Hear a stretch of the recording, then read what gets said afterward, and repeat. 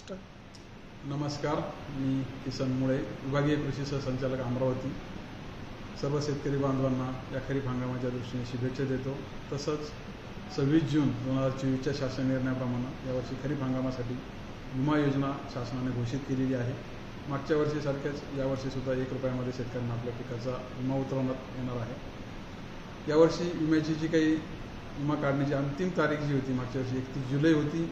यावर्षी आपण ती 15 जुलैपर्यंतच आपल्याला हा विमा उतरायचा आहे.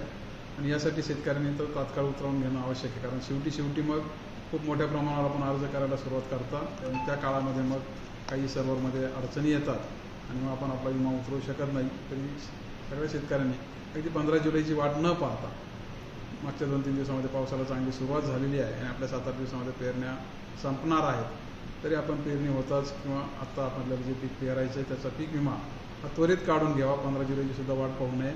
आणि या संदर्भात आपल्याला जर काही अडचण असतील तर 14447 या टोल फ्री नंबरवर आपण संपर्क साधू शकता.